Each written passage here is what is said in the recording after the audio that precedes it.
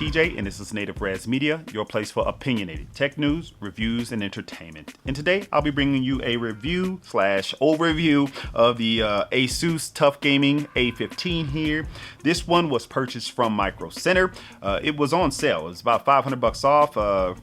Regular price $14.99, so that's $1,499, and it's on sale for $9.99 right now, so I jumped on it. My previous laptop, the Lenovo Legion 5, was just fine, but as I am a reviewer, I wanted to get something new, change it up a little bit, so jumped on this. This has a 3060 inside, and I'll be going over some more of the specs here later on in this video, and comparing this to some other comparable laptops that are on the market, and we'll go over that. But for now, we're going to jump into this, and I'll be going over what comes in the box. Of course, I'll be going over the tech specs, as I said. I'll be going over the look and feel, some of the features and the design of this laptop, and my overall opinion at the end. So let's jump right into this overview.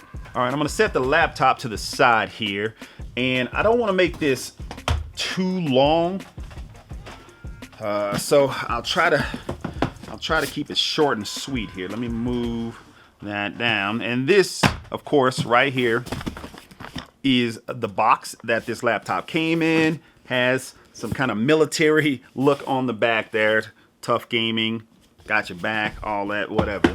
So let's get this open.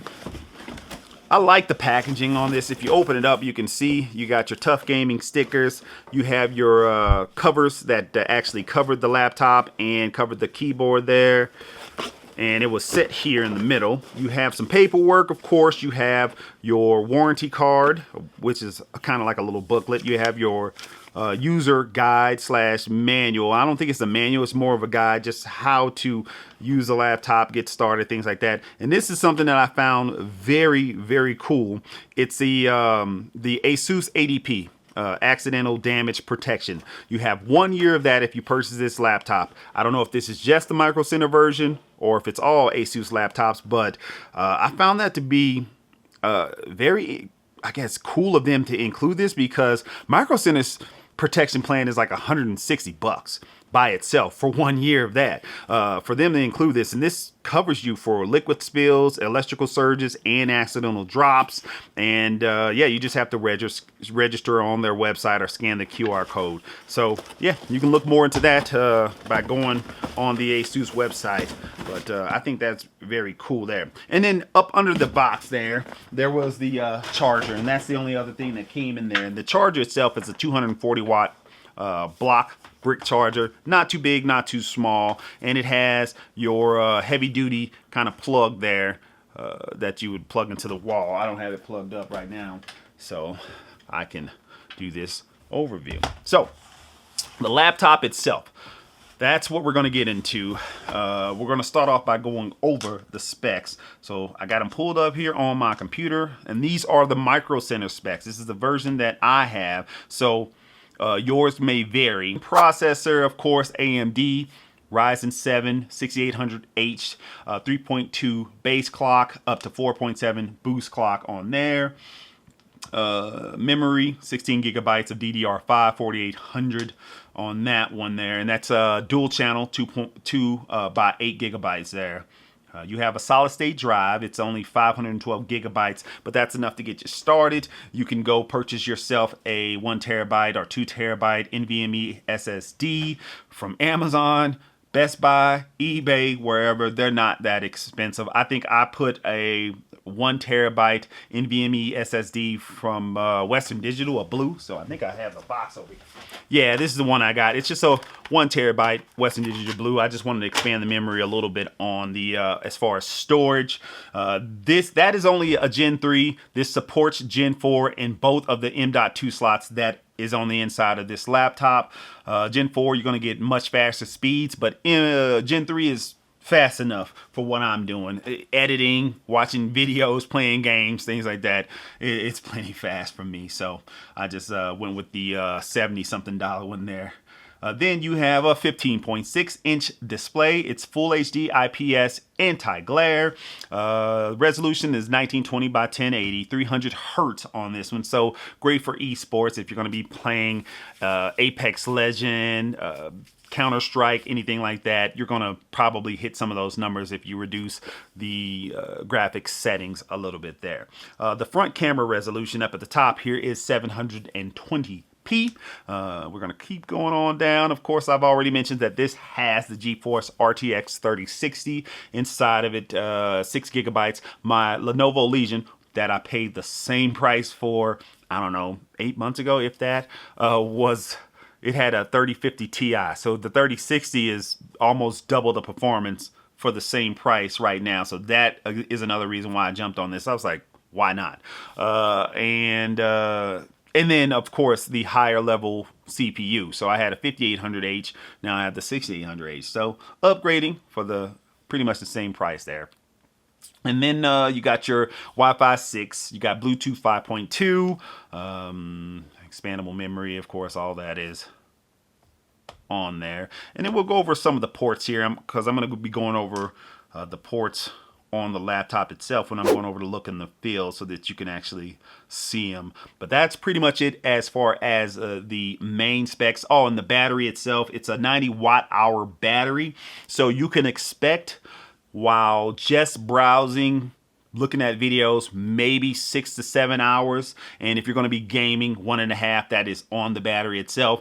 And if you're going to be browsing while this is in just normal mode, probably 3.5 hours there, because it will switch back and forth using the integrated GPU and the dedicated GPU, the 3060. It'll switch back and forth while you are, using the laptop, unless you turn it into silent and eco mode. So that is something to note. So your mileage may vary, and it also depends on how bright you have the screen. So let's get into the ports on here. Let me close this up here. And I'll go over the look and feel, but I'm going to go over the ports first. So on the left side of the laptop, that is looking at it straight on. Right now, that is your right. You only have a 3.2 Gen 1 USB-A port on there. You have your bottom firing speaker up at the front there. You have your exhaust port, and you have your Kensington lock there. Then moving to the back, you have a couple of exhaust vents. You can probably see some of the radiators down there. They're just behind the fans there. Then you come over to the other side, which is my left, your right, and now my right, your left. I believe so. Yeah, that's correct. And then you have your exhaust port. And then you have your power input. It's a barrel input there. You have your RJ45 Ethernet port. You have an HDMI port there. It should support 4K 60 frames. No issues there. I think it's an HDMI 2.1. It might be HDMI 2.0, but if I see something different, I'll put it on the screen here. Then you have two USB-C ports here. One does have display out. These are 3.2 Gen 1 speeds there, and then you have another 3.2 Gen 1 USB-A port, and then in front of that you have your headphone mic combo. And that's pretty much it when it comes to ports. I do not like that they put most of the ports on one side. It's on my left side. If you're left-handed, that's going to get in your way. If you're right-handed, not too bad, but it still sucks when I'm coming all out here. I would have liked for them to put at least the power and the HDMI on the back at a minimum. Power, HDMI, and one USB, because it just is what it is. That at a minimum, those three ports should be on the back, but they put them all on one side. It is what it is, as I've said. Then on the back here, this is an aluminum back cover that is stamped with the Asus logo, the Asus Tuf logo. Has some kind of rivets or some screws on all four corners. Nice and durable. Minimal flex, because this is a nice little metal there. The lid itself, very sturdy, opens up without any issues with one hand. I can open it fast, slow, whatever. It's not going to move the laptop nicely weighted there. Then we're going to come down to the bottom here on the deck. So with the laptop open, you have the bottom deck here, which you have your stickers here. And these stickers, I don't know, it's just one big one, and of course your CPU sticker. 84 blade arc flow fans. You have your two-way AI noise cancellation there coming from the mics that flank the 720p camera up top there. Of course, you have a mux switch in here, so you have a dedicated button for the mux switch. Well, not for the mux switch. You have a dedicated button for Armory Crate. That is the software that Asus Tuf uses to control your fan profiles, things like that. And you can go in there, hit the mux switch, restart the computer, and it will turn off the integrated GPU altogether. And that is something important when it comes to using VR. This does support VR. You can hook up an Oculus Quest. I did test that out on this laptop. 3060 Oculus Quest in Oculus Home, playing some games. Works just fine. Hit the mux switch, restart it so that it only reads the dedicated GPU, the 3060, and not the integrated one, because the Oculus software sometimes will read that and say your system is not compatible with Oculus, and that is annoying. So you have to figure out a way around that. But with some of these computers now that you can disable that integrated GPU, it gets rid of that. It's like an annoying mark at the bottom or somewhere. It's on the screen whenever you put the Oculus headset on, so that goes away. So that's pretty cool that this does support your VR systems. It doesn't have it on there. I remember they used to plasters VR ready all over it. This doesn't say it anywhere, but it's VR ready. And then oh yeah, and by the way, when I say VR ready, that's with the Oculus Quest 2. That is, or MetaQuest, that's wired or wireless. So if you're going to be using this wireless while using Oculus, going to the Oculus, you still want to plug the Ethernet cable to your router using this. You can go wireless and wireless, but you are not going to get as high of bandwidth and coming to the headset, and it might be glitchy. So you want to wire the laptop, but you can be wireless VR. That's my tech tips for using Oculus with this. Now, all right. So making our way from the stickers here, you come over to the right side of that, or left side of that, you have your trackpad, which this is a nicely sized trackpad. I think they said it's more 26 to 27% bigger than the last iteration of the trackpads. This is a very smooth trackpad, very tactile when you tap the buttons on it. Well, tap the no C buttons when you tap the sides there. It's a nice trackpad. I don't know if you can hear it in the mic, but it feels good, feels smooth. I would compare it to the Lenovo Legion 5s that I had, that trackpad. That was a very nice trackpad as well. I do notice sometimes when I am scrolling and I go to click the left side of the trackpad, my palm kind of rests on the right side since it's a little bit bigger. So I have to get into the habit of lifting my palm up a little bit so that I'm not doing any kind of ghost presses or anything like that. I don't know how good the palm rejection is on this trackpad, but that's just something that I have to deal with because of the way my hand is lazy, I guess. Oh, and by the way, on this trackpad, it does support your gestures, your 2-3 fingers, things like that. When you're moving around and scrolling, you can, on Windows 11, if you use 4 fingers, you can scroll to an alternate desktop. If you use 3 fingers and swipe up, it'll pull up your new desktop menu where you can open up a new desktop, especially on a laptop. It comes in handy when you have a little screen if you want multiple screens there. All right, so let's move along to the keyboard. The keyboard on this laptop, I think it's not as good as the Lenovo keyboard, but better than the Acer Nitro keyboard that I had. And it was better than a lot of the other keyboards that I tested out when I was at Micro Center. The keycaps on here are flat. They are kind of a matte black, except for the WASD key, which you can see here. It's clear. You can see the RGB shining through here. This is not a 4-zone RGB. It's just single zone. You can cycle the colors. You can set it to a static color. You can turn the brightness up and down, and there are dedicated buttons for all of that on the keyboard itself. So function F3, F2, F3, and F4, that has something to do with the keyboard. And you can also go into Armory Crate and adjust the colors and things in there. Then above the keyboard, you have some other dedicated buttons: volume up, volume down, and then you have your mic mute, mic unmute, and you have the Armory Crate button. You just press that and that's what opens it up. Or if you want to change your sound profiles, you can press function F5 and that will ramp your fan up or down. There's silent mode, there's the performance mode, and there's turbo mode for the fans. If you turn the fans on, let's see, I can't even turn it on turbo because it's not plugged in, but if you do turn it on turbo, I'm going to try to kind of do a sound sample here. All right, got it plugged in, and this is what it sounds like on silent. Fans aren't even running. Kind of cry, right? All right, so now let's open up Armory Crate. All right, this is with the fans at pretty much full speed. Should get up to around 6200 plus RPMs on both of the fans on the back here.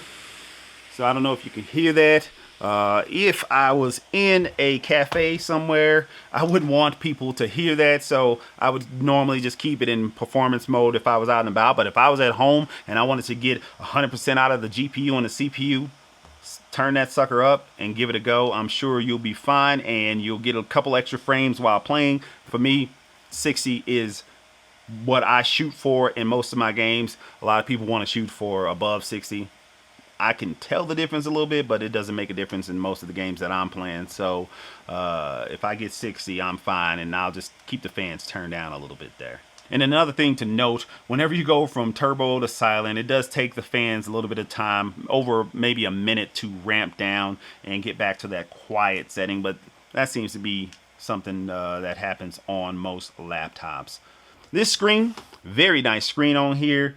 300 hertz, 1080p. It gets up to about 300 nits. I don't have anything to measure that, but I can say with all these bright lights, with this screen turned up, I can see it just fine. If I was outside in the sun, probably wouldn't do me any good. You probably need more closer to what, 400 or 500 nits for something like that. But if I was in the shade outside, I wouldn't have any issues with this screen. And this is one of the reasons why I actually went with this one.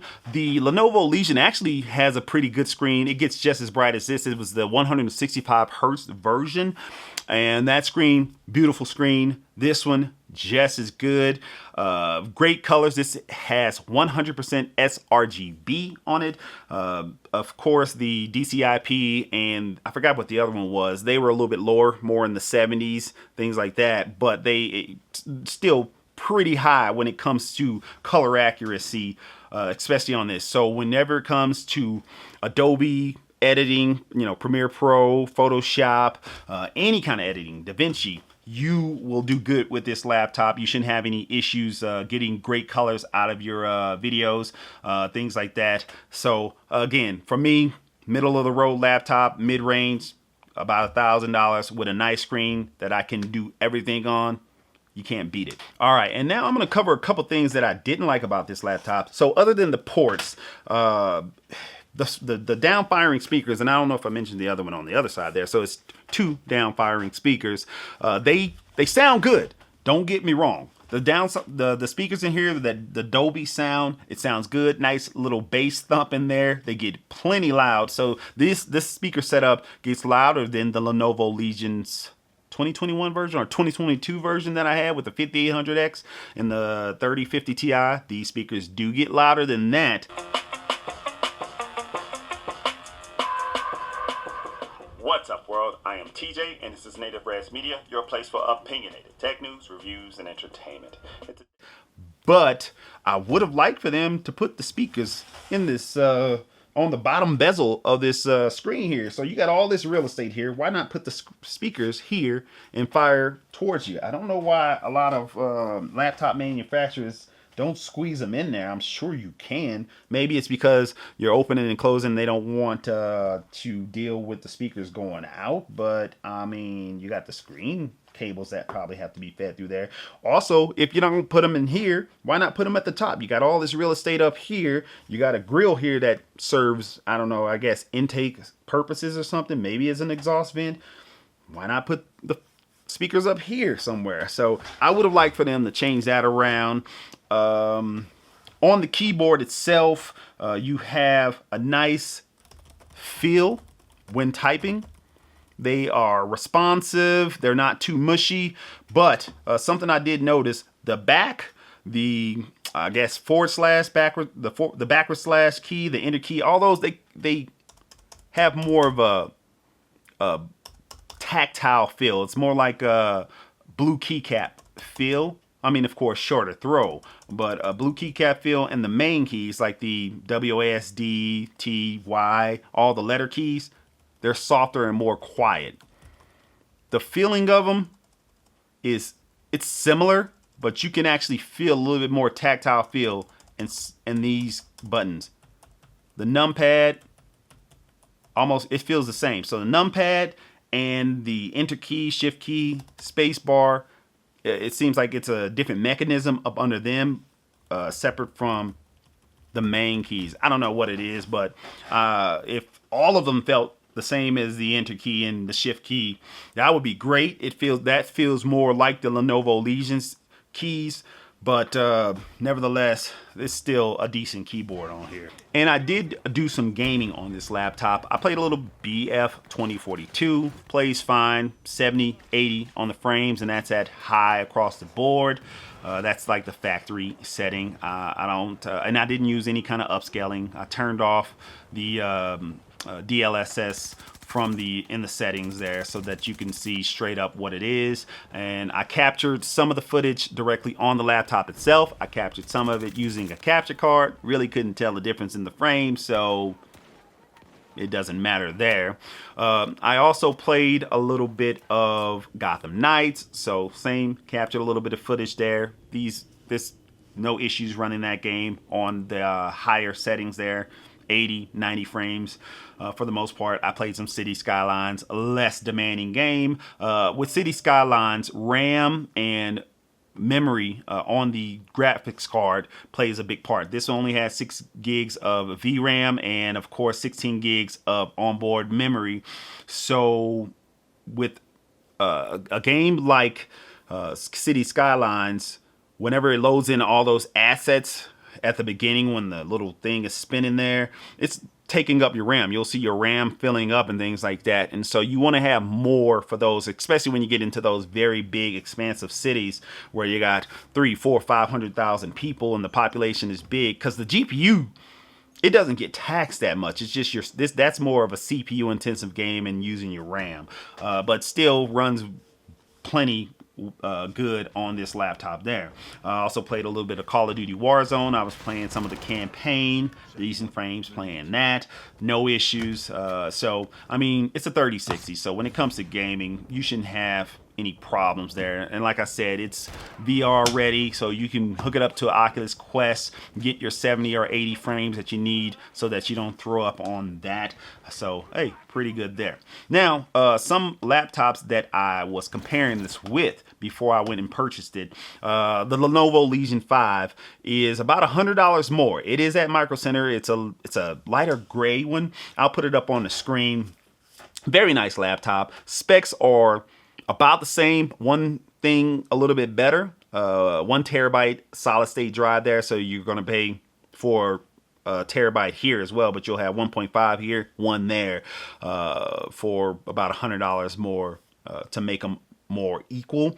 3060, 6800H in that one, so all that's the same. Better keyboard, I would say, on the Lenovo Legion, and that's about it. The ports are a little bit better, or I wouldn't say better. They're in a better position, better place on the Lenovo Legion. You got same style, 3 USB Gen 1 3.2 Gen 1 Type A's and only one USB-C 3.2 Gen 1 on the Lenovo Legion. So that's the difference there. And then the Gigabyte G5 is another one. I'm going to go over some of the specs real quick here. 3060 GPU, 6 gigabytes there, of course, 16 memory, 512 gigabyte SSD. It's very similar to this one. Couple different ports. It does have Thunderbolt 4, 144 hertz screen. Oh, the Lenovo Legion had 165 hertz screen. That one, pretty nice screen. That 144 hertz screen on the Gigabyte, color accuracy is not that good if it's the same one that they use on the Acer. So when you're looking at these laptops, make it look at that color accuracy, because if you're going to be doing any kind of editing and things like that, you want that to be somewhat decent. You'd have to go in and do a little bit of color correcting on there to get it up to par, but out of the box, I like it to be pretty good there. Other than that, that's it. So if you have any questions about this, which I know this video probably went over what I wanted it to go over the length that I wanted it to go over, but I'm sure I might circle back around and do some more benchmarks if needed. When it comes to heat, this laptop doesn't get too hot, not to me, not to the touch, but of course laptop temperatures 80s 90s when it comes to the CPU GPU running through the fans, even with them ramped up. So that's something to take note of, but I haven't seen any laptops that run super cool under any kind of gaming conditions. So that's about it when it comes to the Asus Tuf A15. I know this video went a little bit long, but I wanted to squeeze in as much information as I could. If you have any questions, please comment down below. Thanks again. Peace out.